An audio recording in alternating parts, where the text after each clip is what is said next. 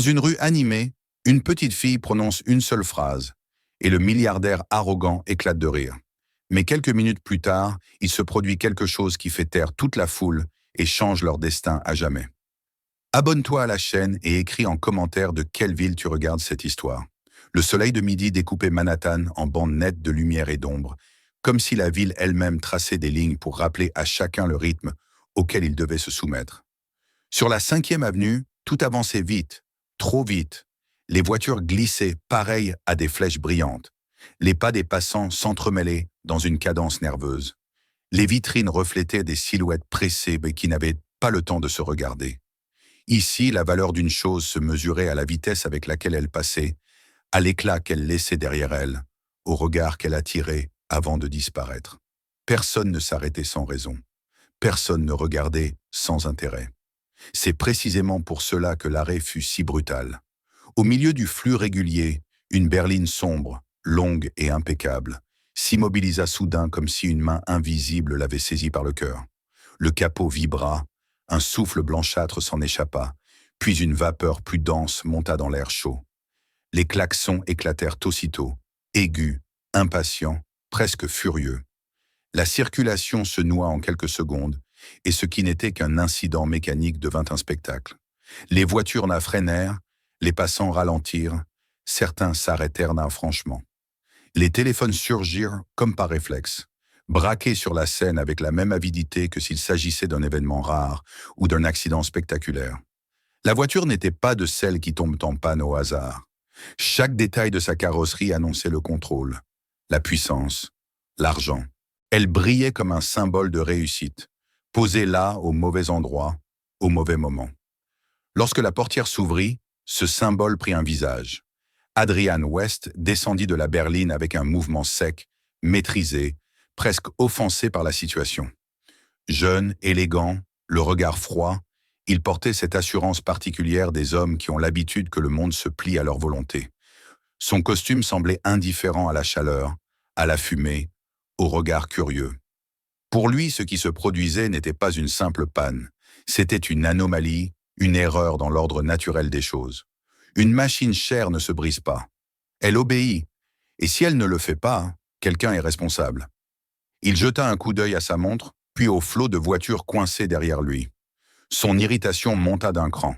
Il sortit son téléphone, passa un appel bref, exigeant, sans salutation inutile. Il ordonna qu'on lui envoie son mécanicien personnel immédiatement. Dans son monde, les problèmes se résolvaient par un appel, par une signature, par une somme suffisante pour effacer l'inconfort. Autour de lui, des voix s'élevaient. Certains proposaient leur aide avec un sourire moqueur, d'autres lançaient des commentaires ironiques. Adrian ne répondit à personne. Il savait reconnaître, pensait-il, la compétence. Et elle ne se trouvait pas dans la foule bruyante qui l'entourait. Cette foule, justement, se nourrissait de la scène. On riait, on chuchotait, on échangeait des regards complices. Il y avait quelque chose de presque jubilatoire à voir un homme manifestement riche, puissant, immobilisé par une simple machine. Les téléphones capturaient chaque détail. La fumée, l'expression crispée d'Adrian, la voiture luxueuse coincée au milieu de la rue. Les gens n'étaient pas là pour aider. Ils étaient là pour regarder, pour conserver une image, pour savourer cet instant où l'ordre habituel semblait vaciller. Au-dessus de cette agitation, presque invisible, une enfant observait. Sur la façade d'un petit magasin d'angle, une vieille échelle de secours serpentait le long du mur. Sur l'un de ses paliers, assise calmement, une fillette regardait la scène avec une attention étrange, dénuée de moquerie ou d'excitation. Elle s'appelait Lily Ramirez et n'avait que 7 ans. Elle vivait juste au-dessus de ce magasin, dans un appartement minuscule qu'elle partageait avec sa grand-mère, Rosa. Là-haut, le monde était différent. Les objets y vieillissaient longtemps, non par négligence, mais parce qu'on les réparait encore et encore. On n'y jetait rien sans avoir essayé de comprendre pourquoi cela ne fonctionnait plus. Lily avait grandi dans cet univers de bricolage et de nécessité. Elle avait vu sa grand-mère démonter des ventilateurs, réparer des bouilloires, ressusciter des radios anciennes et aider les voisins à faire repartir des machines que d'autres auraient abandonnées. Très tôt, Lily avait développé une manière particulière de regarder les choses. Elle ne voyait pas seulement ce qui ne marchait pas. Elle cherchait pourquoi. Les bruits, les odeurs, Les vibrations lui parlaient.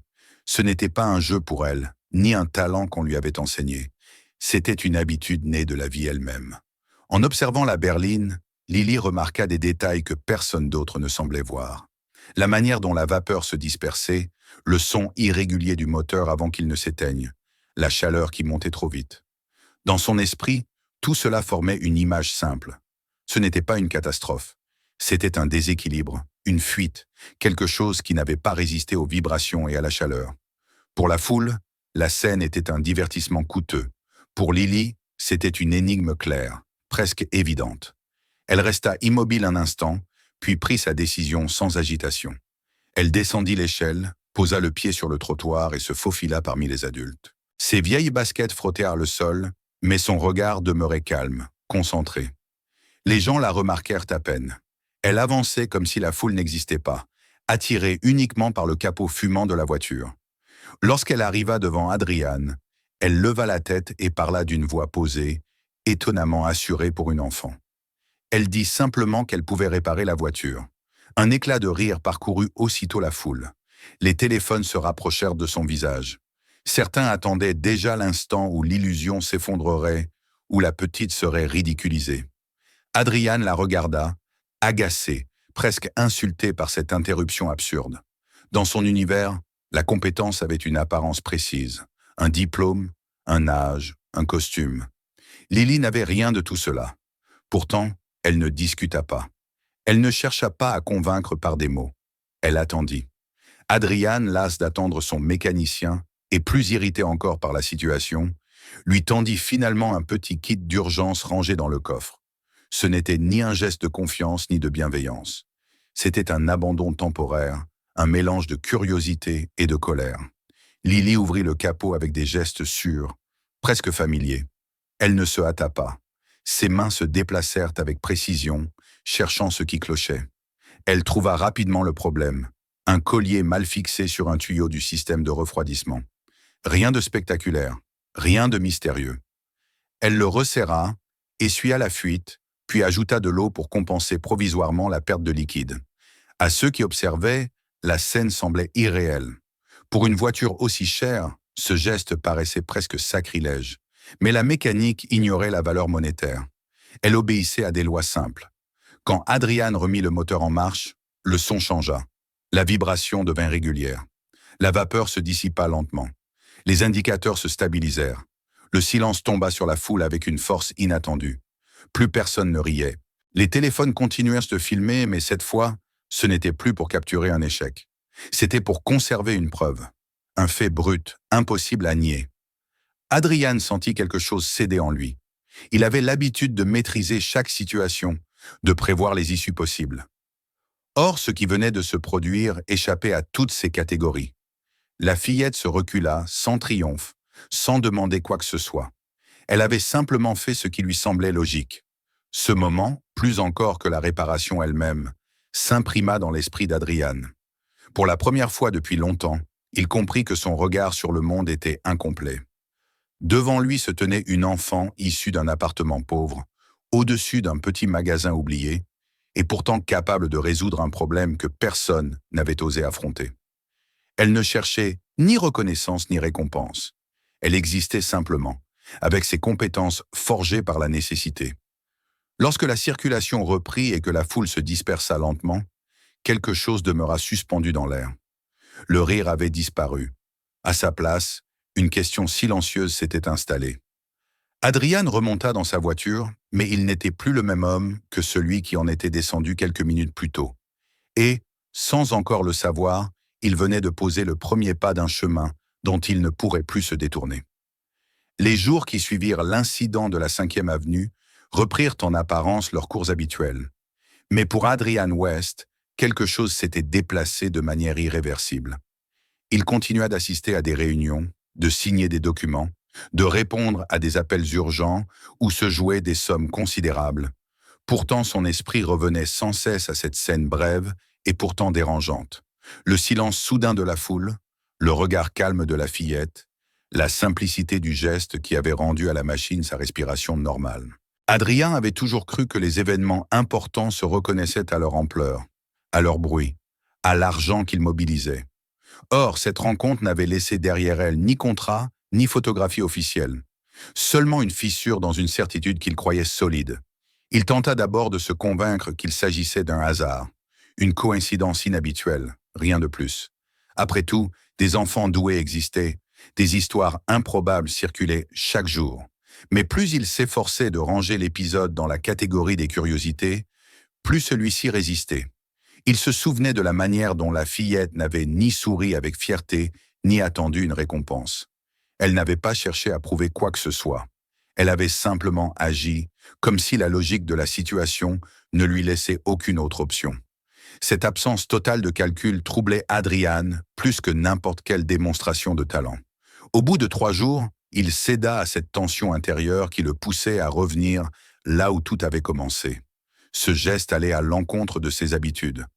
Adrian ne revenait jamais sur ses pas. Il avançait, toujours.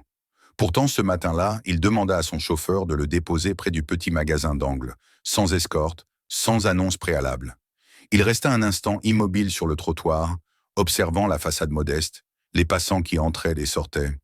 La vie ordinaire qui semblait si éloignée de ces salles de conseil vitrées. Il attendit la sortie de l'école, appuyé contre un lampadaire, conscient du regard curieux de quelques habitants du quartier qui reconnaissaient l'homme élégant sans savoir ce qu'il faisait là. Lorsque Lily apparut, son sac trop grand sur le dos, Adrian la reconnut aussitôt.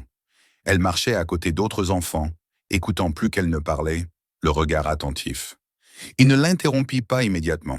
Il observa sa manière de se mouvoir, discrète, presque effacée, comme si elle avait appris très tôt à ne pas prendre trop de place. Quand il s'approcha enfin, il le fit sans autorité, sans cette assurance tranchante qui le caractérisait d'ordinaire. Il lui demanda simplement s'il pouvait parler avec sa grand-mère. Lily le regarda un instant, sans surprise excessive, puis acquiesça. Elle n'exprimait ni méfiance ni enthousiasme. Elle se contentait d'évaluer la situation, comme elle l'avait fait face au moteur fumant. Cette attitude confirma à Adrian qu'il ne s'était pas trompé sur elle.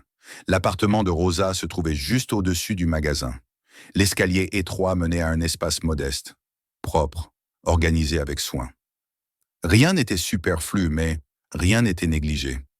Chaque objet semblait avoir sa place et son utilité. Rosa accueillit Adrian avec une politesse mesurée, sans chaleur excessive ni hostilité. Elle avait vu trop de promesses creuses pour se laisser impressionner par un costume coûteux ou un nom célèbre. Adrian parla longtemps. Il ne commença pas par des chiffres ni par des propositions concrètes. Il raconta ce qu'il avait vu, ce qu'il avait ressenti, l'impression durable laissée par Lily. Il expliqua qu'il ne souhaitait pas offrir un cadeau ou une aide ponctuelle, mais comprendre ce qui rendait une telle intelligence possible et comment elle pouvait être accompagnée sans être déformée. Rosa l'écoutait attentivement, les mains posées sur la table, le visage sérieux. Elle ne l'interrompait pas, mais son silence n'était pas un assentiment. Lorsqu'Adrian entra dans le détail de son projet, la discussion changea de ton. Il parla d'évaluations menées par des spécialistes indépendants, de mentors en mathématiques et en ingénierie, de lieux sûrs où Lily pourrait expérimenter, apprendre, se tromper sans danger. Il évoqua un fonds éducatif juridiquement encadré, destiné à assurer un soutien à long terme, jusqu'à l'université si elle le souhaitait. Il précisa, presque avec insistance, qu'il ne recherchait ni visibilité médiatique, ni reconnaissance publique. Il voulait bâtir quelque chose de solide, discret, respectueux. Rosa resta prudente. Elle posa des questions précises, demanda des garanties écrites, évoqua la nécessité de préserver l'enfance de Lily, son droit à une vie normale, à des jeux, à des amitiés hors de toute pression. Elle expliqua qu'elle craignait moins la pauvreté que l'espoir déçu, cette attente cruelle qui s'installe lorsqu'on promet un avenir meilleur pour ensuite le retirer. Adrian sentit qu'il était jugé non sur ses paroles, mais sur sa capacité à accepter ses conditions sans se vexer. Lily, restée silencieuse jusque-là, prit soudain la parole. Elle formula une demande simple, presque évidente pour elle, mais qui surprit Adrian. Si une opportunité devait exister, dit-elle, elle ne devait pas être réservée à une seule personne. Il y avait d'autres enfants autour d'eux, tout aussi invisibles, tout aussi capables, mais sans chance de le montrer. Elle ne voulait pas être arrachée à son quartier pour devenir une exception isolée. Elle voulait que ce qui lui arrivait puisse servir à d'autres. Ce fut à ce moment précis qu'Adriane comprit que la portée de son geste devait dépasser largement l'histoire d'une enfant prodige. Il accepta ce principe sans tenter de le contourner. Ensemble, ils évoquèrent alors une autre voie. Au lieu d'extraire Lily de son environnement, ils apporteraient les ressources là où elle vivait. Un lieu ouvert, accessible, où les enfants pourraient apprendre par projet, encadrés par des adultes compétents, sans être forcés à entrer dans un moule rigide. Les semaines suivantes furent consacrées à la concrétisation de cette idée. Un ancien entrepôt, non loin du quartier, fut choisi pour accueillir le centre. On y installa des ateliers, des ordinateurs, des outils simples mais fonctionnels. Rien de luxueux, l'essentiel suffisait. L'objectif n'était pas de créer un espace impressionnant, mais vivant. Lily y passa beaucoup de temps, non comme une mascotte, mais comme une élève parmi d'autres, aidant parfois ceux qui avaient besoin d'un regard patient. Rosa observait tout cela avec une vigilance constante, rassurée par la transparence des démarches et la cohérence entre les paroles et les actes d'Adriane. Celui-ci, de son côté, découvrait un univers où les résultats ne se mesuraient pas en bénéfices immédiats, mais en changements imperceptibles, lents, profonds. Il sentait que ce qu'ils bâtissaient ensemble portait en lui un potentiel immense, mais aussi des risques qu'il ne sous-estimait pas encore. Lorsque le centre ouvrit officiellement ses portes, il n'y eut ni discours grandiloquent, ni caméra. Quelques enfants franchirent timidement le seuil, accompagnés de parents méfiants, parfois épuisés. Adriane observa cette scène avec un sentiment nouveau, mêlé d'humilité et d'espoir. Il savait que ce n'était que le début, et que la véritable épreuve ne viendrait pas de la difficulté à créer ce lieu, mais de la manière dont le monde réagirait lorsqu'il commencerait à porter ses fruits. L'ouverture du centre ne provoqua d'abord aucune onde visible. Les portes s'ouvrirent un matin ordinaire, sous un ciel sans éclat particulier, et les premiers enfants entrèrent avec cette hésitation propre à ceux qui ont trop souvent été déçus. L'ancien entrepôt, débarrassé de son odeur de poussière et de métal froid, était devenu un espace vivant. Les murs portaient encore les traces de leur passé industriel, mais des tables solides, des outils soigneusement rangés et des écrans simples donnaient au lieu une atmosphère de travail réel, dépourvue de mise en scène. Rien n'y brillait inutilement. Tout semblait attendre d'être utilisé. Les premiers jours furent silencieux. Les enfants observaient avant d'oser toucher. Les mentors, choisis pour leur patience autant que pour leurs compétences, parlaient peu et montraient beaucoup. On ne demandait pas aux jeunes d'être performants ni exceptionnels. On leur demandait d'essayer. Cette absence d'attente spectaculaire produisit un effet inattendu. Peu à peu, les voix se firent plus nombreuses, les questions surgirent, les erreurs cessèrent d'être redoutées. Lily évoluait dans cet espace avec une aisance naturelle. Elle apprenait vite, mais surtout, elle regardait les autres apprendre, attentive à leurs hésitations, prête à expliquer sans jamais se placer au-dessus. Le centre attira rapidement des enfants que l'école avait du mal à contenir. Certains étaient trop rapides pour suivre le rythme imposé, d'autres trop rêveurs, d'autres encore trop réfractaires au cadre rigide. Ici, on ne leur demandait pas de s'adapter à une structure immuable. On leur proposait des projets concrets. Un groupe travailla sur des systèmes simples de purification de l'eau pour des quartiers où les installations vieillissantes posaient problème. Un autre s'attaqua à la conception de petits prototypes robotiques capables d'aider des services municipaux dans des tâches répétitives. D'autres encore s'initièrent à la programmation en créant des applications éducatives pour leurs camarades plus jeunes. Ce qui frappait les parents, ce n'était pas la complexité des projets, mais l'engagement nouveau de leurs enfants, leur désir soudain de comprendre et de persévérer. Adriane observait cette transformation avec une attention presque fébrile. Il passait régulièrement au centre, sans prévenir, sans discours. Il regardait les enfants travailler, discuter, se disputer parfois, puis trouver des solutions ensemble. Ce monde était à l'opposé de celui qu'il connaissait. Ici, personne ne cherchait à écraser l'autre pour briller. La valeur se mesurait à l'utilité réelle d'une idée, à sa capacité à résoudre un problème concret. Cette simplicité l'obligeait à revoir ses propres réflexes.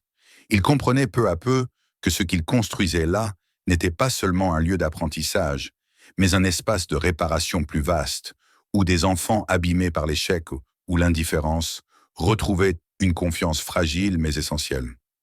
Avec le temps, le centre commença à attirer l'attention. Des enseignants vinrent par curiosité, des éducateurs d'autres quartiers demandèrent à comprendre la méthode.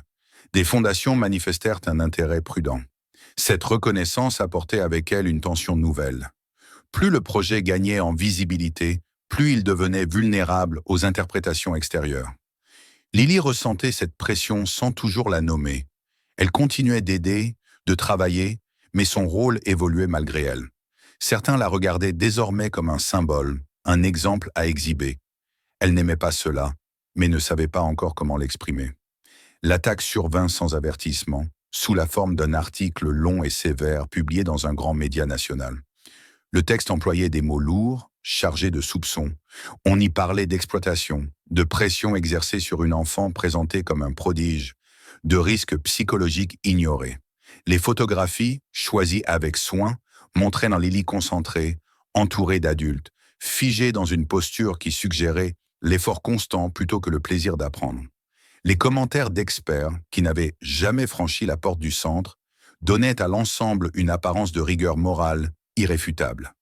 La réaction fut immédiate. Sur les réseaux sociaux, des voix s'élevèrent pour exiger la fermeture du centre. Un mot-clé se répandit, appelant à sauver Lily. Des manifestants se rassemblèrent devant le bâtiment, brandissant des pancartes où se mêlaient indignation sincère et slogans simplificateurs.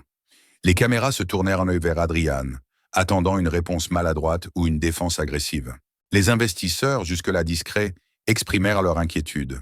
Certains conseillers suggérèrent de suspendre les activités, de se retrancher derrière des avocats, de protéger avant tout l'image publique. Rosa, confrontée à cette tempête, sentit remonter ses craintes anciennes. Elle avait toujours redouté ce moment où l'attention se retournerait contre ce qu'elle avait patiemment accepté. Elle regardait Lily avec une inquiétude nouvelle, cherchant les signes d'une fatigue qu'elle n'avait pas voulu voir. La fillette, elle, demeurait silencieuse, mais quelque chose s'était fissuré. Les mots de l'article, les regards insistants, les cris à l'extérieur du centre avaient semé un doute qu'elle n'avait jamais connu auparavant. Elle se demandait si, malgré les intentions affichées, elle n'était pas devenue un instrument dans un récit qui la dépassait. Adriane comprit alors que le danger le plus grave ne venait ni des médias, ni des protestations, mais de cette perte de confiance naissante. Il refusa les solutions rapides proposées par ses conseillers. Au lieu de s'abriter derrière des communiqués juridiques, il convoqua une réunion où Lily occupait la place centrale. Autour d'elle se trouvaient Rosa, les mentors, des psychologues indépendants. La discussion fut longue, parfois douloureuse. On parla de fatigue, de liberté, de limites. On admit que même les meilleures intentions pouvaient produire de la pression. Adriane écouta sans interrompre, acceptant que son rôle n'était pas de décider seule, mais de garantir un espace où la parole de l'enfant avait un poids réel. C'est Lily qui proposa la voie la plus risquée. Elle ne voulait pas de conférences de presse ni de discours préparés. Elle suggéra d'ouvrir les portes du centre, de laisser entrer ceux qui doutaient, de montrer le quotidien tel qu'il était réellement. Cette idée effraya beaucoup d'adultes. Elle exposait le projet à un regard sans filtre, à des interprétations imprévisibles. Mais Adriane reconnut dans cette proposition la même logique simple qui avait guidé Lily face au moteur en panne. Si le problème venait d'une mauvaise compréhension, il fallait montrer la réalité. Le jour de l'ouverture, les journalistes arrivèrent avec leurs questions et leurs certitudes. Parmi eux se trouvait celle qui avait signé l'article initial. Elle entra avec une posture défensive, prête à confirmer ses soupçons. Ce qu'elle découvrit la désarma. Les enfants n'étaient pas alignés comme des figurants. Ils travaillaient, riaient, se disputaient, faisaient des pauses. Les parents parlaient librement de leurs inquiétudes et de leurs espoirs, sans discours imposé. Les mentors reconnaissaient les difficultés autant que les réussites. Rien n'était dissimulé, et cette transparence rendait toute caricature impossible. Quelques semaines plus tard, un nouvel article parut. Le ton avait changé. Les accusations laissaient place à une réflexion plus nuancée, admettant des erreurs de jugement et tentant de comprendre la complexité de ce qui se jouait au centre. L'opinion publique, déstabilisée, commença à reconsidérer ses certitudes. Adriane savait que cette accalmie n'était pas une victoire définitive, mais elle confirmait une chose essentielle. Le projet avait survécu à sa première épreuve majeure. Et, Dans ce combat inattendu, Lily avait prouvé une fois de plus que sa force ne résidait pas seulement dans son intelligence, mais dans son refus instinctif du mensonge et de la simplification. La période qui suivit la tempête médiatique fut marquée par une croissance lente mais continue. Le centre, qui avait failli être étouffé par le scandale, retrouva son souffle et se transforma progressivement en un modèle que d'autres commencèrent à observer avec sérieux. Les demandes affluaient désormais, non pas pour raconter une histoire miraculeuse, mais pour comprendre un fonctionnement. Adrien, conscient du danger que représentait une expansion mal maîtrisée, posa des règles strictes. Chaque nouveau lieu devait naître à partir des besoins réels d'un quartier, non d'une opportunité financière ou d'un désir de visibilité. Les enfants ne devaient jamais être déplacés loin de leur environnement. Les ressources, elles, pouvaient voyager. Ainsi, le centre devint un réseau, d'abord dans 5 villes, puis dans davantage encore. Chaque espace portait les marques de son territoire, de ses contraintes, de ses voies locales. Les outils différaient, les projets aussi, mais l'esprit demeurait le même. Les adolescents, reliés par une plateforme numérique simple mais efficace, commencèrent à collaborer à distance. Ils partagèrent leurs avancées, leurs doutes, leurs échecs. Pour beaucoup, cette connexion fut une révélation. Ils comprirent qu'ils n'étaient pas seuls dans leur manière de penser, que leurs différences pouvaient être un point de rencontre plutôt qu'un isolement. Lily grandissait au rythme de cette expansion. Elle n'était plus la fillette silencieuse de la 5e avenue, mais elle n'était pas devenue non plus une figure artificielle façonnée par les attentes des adultes. On l'invitait à parler dans des conférences, à participer à des forums internationaux, non pour exhiber un prodige, mais pour expliquer une vision. Elle parlait avec des mots simples, sans emphase, rappelant inlassablement que le talent se trouvait partout, mais que l'accès, lui, restait profondément inégal. Elle insistait sur la nécessité de créer des environnements sûrs, où un enfant pouvait choisir ce qui l'animait sans être transformé en symbole ou en outil. Adrian, souvent assis au premier rang, écoutait ses discours avec une attention qu'il n'avait jamais accordée à ses propres présentations d'autrefois. Son entreprise évoluait en parallèle. Les investissements se tournaient de plus en plus vers des projets ancrés dans des communautés, vers des infrastructures durables, vers des programmes qui ne promettaient pas des retours immédiats, mais des transformations profondes. Il découvrait une forme de succès qu'il n'avait jamais envisagée, mesurée non en chiffres spectaculaires, mais en trajectoires humaines stabilisées. C'est précisément à ce moment, lorsque l'équilibre semblait enfin atteint, que survint le choc le plus violent. Parmi les premiers enfants accueillis par le centre se trouvait Miles Grant, désormais âgé de 15 ans. Brillant, passionné, il avait longtemps incarné l'un des exemples silencieux de ce que le projet pouvait offrir. Lors d'un concours important, très médiatisé, Miles s'effondra. Submergé par la pression, il quitta la scène en larmes. La vidéo de cet instant se répandit sur les réseaux sociaux avec une rapidité implacable. En quelques heures, elle devint une arme. Les critiques réapparurent, plus déterminées encore. Pour eux, cet effondrement était la preuve irréfutable que le réseau exerçait une pression insoutenable sur des adolescents vulnérables. Des autorités annoncèrent des inspections. Dans certains pays, des voix politiques réclamèrent des fermetures préventives. Une militante, récemment propulsée sur le devant de la scène médiatique, bâtit toute une campagne sur cette affaire, se présentant comme la défenseur ultime des droits de l'enfant contre ce qu'elle décrivait comme une machine déguisée en bienveillance. Face à cette attaque, beaucoup attendaient une réponse stratégique, un plan de communication ou une bataille juridique. Lily, désormais adolescente, choisit une autre voie. Elle se rendit auprès de Miles sans prévenir la presse, sans discours préparé. Ils parlèrent longtemps, à l'écart des caméras, de la peur de décevoir, de l'épuisement que provoque le regard constant des autres, de la difficulté d'exister lorsque chaque erreur devient publique. Lily ne chercha pas à consoler par des phrases toutes faites. Elle partagea ses propres doutes, ses propres moments de fatigue. Elle reconnut que l'exception n'abolissait jamais la fragilité. De cette rencontre naquit une décision collective. Le réseau produirait un documentaire. Pas une vitrine flatteuse, ni une réponse agressive aux critiques, mais un récit honnête, parfois inconfortable. On y montrerait les réussites, bien sûr, mais aussi les crises d'angoisse, les conflits, les abandons temporaires, les moments où l'on chute sans savoir comment se relever. Le message central serait clair. Soutenir un enfant ne signifie pas l'obliger à briller, mais lui laisser le droit de tomber sans être détruit par cette chute. La première projection eut lieu simultanément dans de grandes salles et dans de modestes centres de quartier. Le public réagit avec une intensité que personne n'avait anticipée. Les discussions qui suivirent ne portèrent plus sur la légitimité du projet, mais sur la manière dont la société, dans son ensemble, traitait les enfants différents. Des écoles révisèrent sur leurs pratiques. Des programmes de formation pour enseignants furent mis en place. Même certains détracteurs durent reconnaître que le danger ne résidait pas dans le développement du potentiel, mais dans l'illusion selon laquelle un enfant devait être lisse, performant et commode. Le temps passa et le tumulte finit par s'apaiser.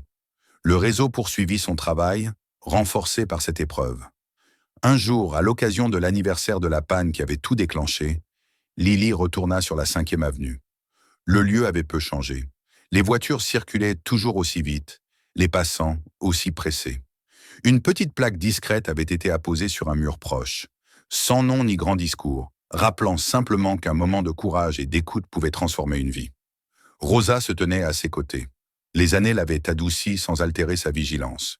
Elle n'était plus accablée par la fatigue constante, mais conservait ce regard attentif qui avait protégé Lily depuis le début. Adrian était là aussi, observant la rue avec une expression différente de celle qu'il arborait autrefois. Il se souvenait de l'homme qu'il avait été, certain que le monde se pliait à la valeur des choses. Il savait désormais que la valeur d'une personne ne se mesurait ni en argent ni en titres. Lily contempla un instant le flot humain qui passait devant elle. Son histoire n'avait rien d'un conte magique. Elle avait été faite de travail, de doutes, de conflits et de soutien sincère.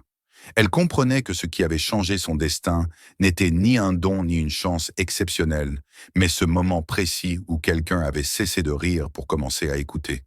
Et elle savait que tant que des enfants seraient regardés comme des problèmes à corriger, plutôt que comme des êtres à comprendre, il resterait encore beaucoup à réparer. Abonne-toi à la chaîne pour ne pas manquer les prochaines histoires. Écris en commentaire de quelle ville tu regardes cette vidéo. Partage cet épisode avec ceux pour qui il pourrait être important.